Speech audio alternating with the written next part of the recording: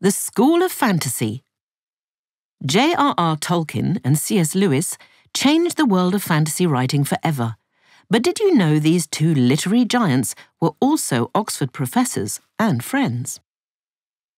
For a genre that suggests it is all about imagination, fantasy can be surprisingly formulaic. Fantasy stories are often set in a world resembling medieval England, where people ride horses and fight with swords. It's common to find kings and queens, castles and nobles, and a beautiful green homeland threatened by outside forces of darkness.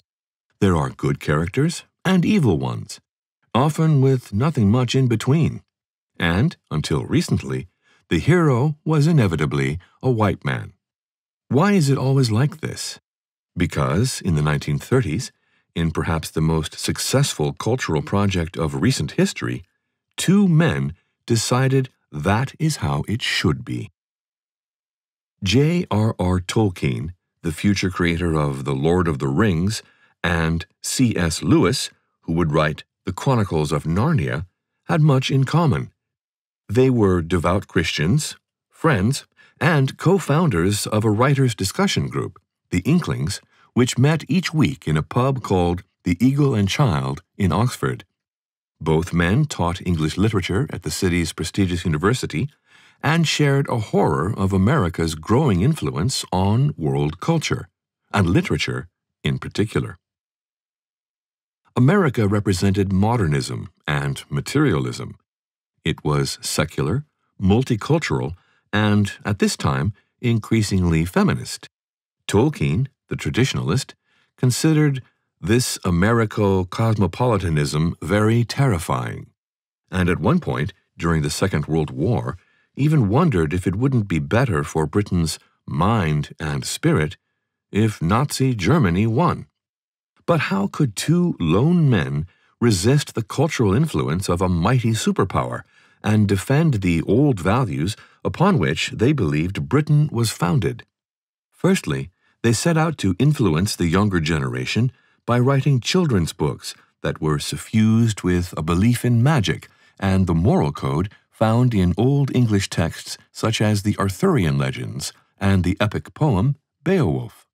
They saw magic as essential in the stories, as it opened young minds to the possibility of spiritualism and, therefore, Christianity. Similarly, their Christian sense of good and evil is a key element.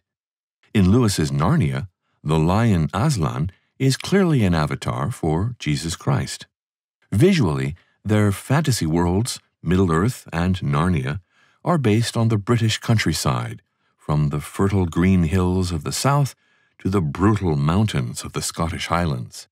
And they both include all those other medieval elements that would become central to fantasy as other authors began to write books in the genre. Secondly, they mentored many of that next generation of writers.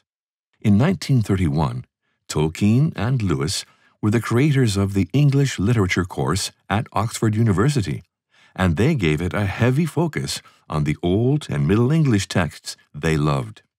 For the next 40 years, while other universities offered literature courses that came up almost to the present day, Oxford students were kept firmly in the past, reading nothing written later than 1832.